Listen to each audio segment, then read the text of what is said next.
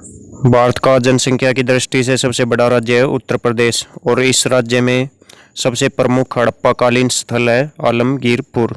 सिंधु घाटी सभ्यता का से संबंधित स्थलों के बारे में बारी बारी से हम पढ़ रहे हैं, तो इस क्रम में उत्तर प्रदेश के स्थलों के बारे में भी इस वीडियो में देखते हैं। हड़प्पा स्थल आलमगीरपुर किस राज्य में है, कौन से राज्य में ये? उत्तर प्रदेश राज्य में है और ये इस सभ्यता का सबसे पूर्वी स्थल है। ये इंपॉर्टेंट पॉइंट है, इससे सबसे इम्पोर्टेंट पॉइंट आलमगीरपुर से संबंधित। आलमगीरपुर किस नदी के तट पर है? तो कौन सी नदी के तट पर यह स्थित है? हिंडन नदी के तट पर है। आलमगीरपुर किस जिले में है? तो उत्तर प्रदेश के मेरठ जिले में है। ये मेरठ जिले में है, दिल्ली से थोड़ी दूर है ये जिला, मेरठ जिला। यहाँ पर कौन सा स्थल है? आलमगीरपुर हड़प्पाकालीन सिंधु घाटी सभ्यता से संबंधित स्थल है। आलमगीरपुर यूपी का सबसे विशेष बात क्या है, सबसे खास बात क्या है ये हड़प्पा स्थलों में?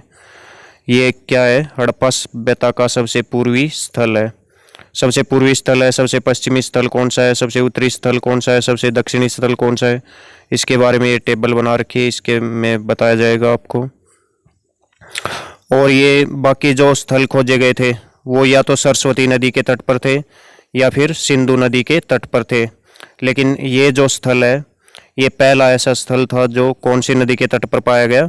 गंगा यमुना जो क्षेत्र है उनके तट पर ये पाया गया, उनकी सहायक नदियों के तट पर पाया गया पहला स्थल था। गंगा यमुना नदी क्षेत्र का पहला स्थल जहाँ से हड़प्पा सभ्यता के अवशेष मिले हैं। तो कौन सा है ये? आलमगीरपुर, मेरठ, उत्तर प्रदेश में पाया गया है। तो ये है टेबल। सबसे उत्तरी स्थल आपको, सबसे नॉर्थ का स्थल याद रहना चाहिए कौन सा है? मांडा है। और एक मांडी नाम से एक स्थल है। मांडी कहाँ पर है? उत्तर प्रदेश में है, ये पॉइंट याद रखें। जबकि मांडा ये है अखनूर जिला, जम्मू कश्मीर में है।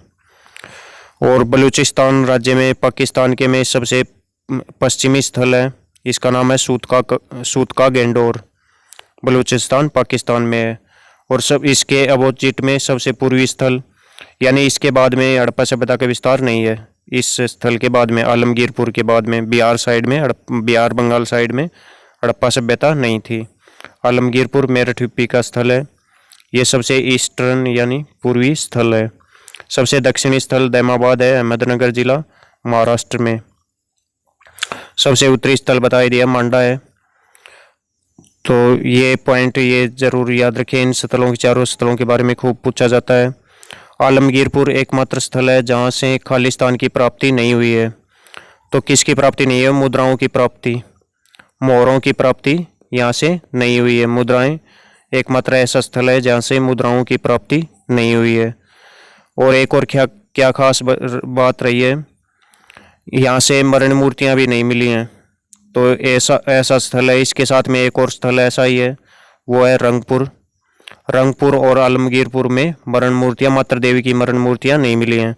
मात्र देवी की उपासना करते थे सिंधु घाटी सभ्यता के लोगों की प्रमुख देवी कौन सी थी? मात्र देवी की मरण मूर्तियाँ लगभग हर एक स्थल से मिली हैं।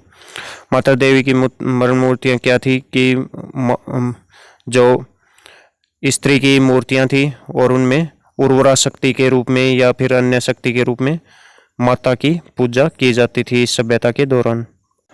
सिंधु घाटी सभ्यता के सभी स्थलों से संबंधित वीडियोज अपलोड कर दिए गए हैं इस चैनल पर। इसी तरह का वीडियो, जिस तरह इसमें आलमगीरपुर को आप पढ़ रहे हो, इसी तरह कालीबंगा से संबंधित 28 प्रश्नों का एक ही वीडियो। और इन वीडियोज में प्रीवियस एग्जाम्स में पूछे हुए, पिछले 2-3 साल में एग्जाम्स में पूछे हुए क्वेश्चंस भी, जैसे कालीबंगा से संबंधित क्वेश्चंस भी इनमें शामिल किए गए हैं। धौलावीरा से संबंधित क्वेश्चंस भी इन 30 प्रश्नों में शामिल किए गए हैं। तो ये वीडियोज़ हैं लोथल के बारे में, बनावली के बारे में, दैमाबाद, रोपड़, सभी स्थलों के बारे में अलग अलग से वीडियो बना दिया गया है। तो डिटेल से ज़रूर पढ़ें इस टॉपिक को। आप हड़प्पा सभ्यता टॉपिक से संबंधित कुल लगभग 30 वीडियोज इस चैनल पर अपलोड हो चुके हैं और भी 5-7 वीडियो आने बाकी हैं। तो एक ही प्लेलिस्ट में ये आपको प्राचीन भारतीय इतिहास की प्लेलिस्ट में आपको इस वीडियो के डिस्क्रिप्शन में ऊपर ही वो प्लेलिस्ट मिल जाएगी, वहाँ पर आप सभी वीडियोज़ को देख सकते हैं। रंगपुर स्थल से भी, रंगपुर कहाँ पर है? गुजरात में है। गुजरात के मादर नदी के तट पर है ये रंगपुर स्थल। यहाँ से भी मात्र देवी की मरण मूर्तियाँ नहीं मिली हैं और आलमगीरपुर से भी मात्र देवी की मरण मूर्तियाँ नहीं मिली हैं और मुद्राएं भी नहीं मिली हैं आलमगीरपुर मेरठ यूपी से। आलमगीरपुर से सिंधु सभ्यता की किस अवस्था के अवशेष मिले हैं? कौन सी अवस्था के अवशेष मिले हैं? अंतिम अवस्था के, यानी लास्ट में उत्तर हड़प्पा काल के अवशेष यहाँ से मिले हैं। यानी लास्ट का जो फेज था, ये हड़प्पा जब समाप्त होने को ही थी, उस टाइम यहाँ पर आबादी काफ़ी ज़्यादा रही है आलमगीरपुर में। उत्तर हड़प्पा सभ्यता के प्रमाण यहाँ से आलमगीरपुर मेरठ से मिले हैं। आलमगीरपुर की खुदाई में क्या क्या मिला है? क्या क्या मेन चीज़ें हैं जो मिली हैं आलमगीरपुर की खुदाई में? रोटी बेलने की चौकी यहाँ से मिली है, बहुत ही इम्पोर्टेंट। और कटोरे के टुकड़े मिले हैं यहाँ पर जो मिट्टी के बर्तन मिले हैं यहाँ पर, और मिट्टी के बर्तन बनाने का एक कारखाना भी मिला है।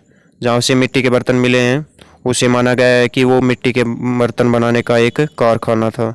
मनके भी यहाँ से बहुत ज़्यादा मिले हैं। और एक और चीज़ यहाँ से मिली, तांबे का एक शेविंग करने का उस्तरा यहाँ से मिला है। शेविंग करने का ब्लेड टाइप का मिला है यहाँ से तांबे का। आलमगीरपुर का उपनाम क्या है? इसको किस उपनाम से बुलाया जाता है? परशुराम का खेड़ा। ये भी इस स्थान का एक और नाम है। जैसे कई गांवों के दो दो नाम होते हैं, इसी तरह से इस स्थल के भी दो नाम हैं। इंडन जो नदी है, किस नदी की सहायक नदी है? तो ये यमुना क्षेत्र की, यमुना नदी की एक सहायक नदी है, इंडन नदी। और वर्तमान में इसको सबसे प्रदूषित नदी का खिताब मिला हुआ है। सबसे प्रदूषण वाली नदी, प्रदूषित जल वाली नदी का इंडन नदी को। आलमगीरपुर की खोज एवं उत्खनन के साथ किन का नाम जुड़ा हुआ है? तो इनकी खोज और उत्खनन यानी खुदाई, इसकी खुदाई करवाने से संबंधित यज्ञदत्त शर्मा का नाम जुड़ा हुआ है। और इन्होंने कब करवाई थी आलमगीरपुर की पहली बार खुदाई या उत्खनन कब हुआ था? 1958-59 में इसका उत्खनन हुआ था। 1958 सही रहेगा। ज़्यादातर बुकों में अलग अलग साल दिए गए हैं। 1974 भी लिखा हुआ मिलेगा, कई में लगभग 1959 भी लिखा हुआ मिलेगा, 1958-59 भी लिखा हुआ मिलेगा। 1958-59 हालांकि 2 सालों में पूरी हुई थी इसकी खुदाई का, पहली बार जब खुदाई की गई थी। उसके बाद आगे के सालों में भी इसकी खुदाई की गई थी। 2008 में भी खुदाई की गई थी, 1989 में भी, लेकिन सबसे पहले 1958 का साल सही रहेगा। ये प्रीवियस एग्जाम में पूछा हुआ क्वेश्चन है इसी टॉपिक से संबंधित, आलमगीरपुर से संबंधित। सिंधु घाटी से संबंधित निम्न में से कौन सा केंद्र उत्तर प्रदेश में स्थित है? तो कौन कौन से केंद्र? कालीबंगन जो है ये राजस्थान में है, लोथल गुजरात में है। गुजरात में इस सभ्यता का बंदरगाह शहर था, यानी पोर्ट सिटी था लोथल। आलमगीरपुर कहाँ पर है? ये यूपी में। और उल्लास ये भी यूपी में है। तो उत्तर प्रदेश में कौन से 2 स्थल हैं? 3 और 4 सही रहेगा इसका, 3 और 4 सही, डी आंसर सही रहेगा। उल्लास और आलमगीरपुर स्थल कहाँ पर है? उत्तर प्रदेश में। हड़प्पा सभ्यता से संबंधित उत्तर प्रदेश में कौन कौन से स्थल हैं? तो सभी स्थलों के बारे में आपको पता होना चाहिए, कौन सा स्थल कौन से राज्य में है। काफ़ी बार एग्जाम्स में, जैसे कि एग्ज़ाम में जिस तरह घुमा फिरा के सिविल से UPPSC के एग्ज़ाम में पूछा हुआ क्वेश्चन था, तो इस तरह से पूछा जा सकता है आपसे। एक आलमगीरपुर हो गया, बड़ा गांव हो गया, उल्लास हो गया, मंडी हो गया। ये मंडी लिखा हुआ मिलेगा, ज़्यादातर मंडी लिख दिया, वैसे मंडी भी कई बुक्स में, लेकिन मंडी सही है। ये मंडी है। सनौली है, सनौली की हाल फिलहाल में बहुत ज़्यादा खुदाई की गई थी। यहाँ पर योद्धाओं के बैरियल यहाँ से मिले थे। सोठी महिला योद्धाओं के को भी दफनाया हुआ यहाँ पर मिला है, तलवार के साथ, एंटीना स्वॉर्ड के साथ। सनौली में सोठी भी यहाँ का एक स्थल है उत्तर प्रदेश का। हड़प्पा सभ्यता के अन्य वीडियोस भी ज़रूर देखिएगा, प्लेलिस्ट में आपको मिल जाएंगे ऊपर प्राचीन भारतीय इतिहास की प्लेलिस्ट का। इतिहास की अच्छी तैयारी के लिए इस चैनल से जुड़ जाइए, आप सब्सक्राइब कर दीजिए। इस चैनल पर इतिहास के पूरी डिटेल से वीडियोज़ आपको मिल जाएंगे। ये कालीबंगा का वीडियो है, ये भी ज़रूर देख लीजिएगा। तो फ्रेंड्स, आपका बहुत बहुत धन्यवाद।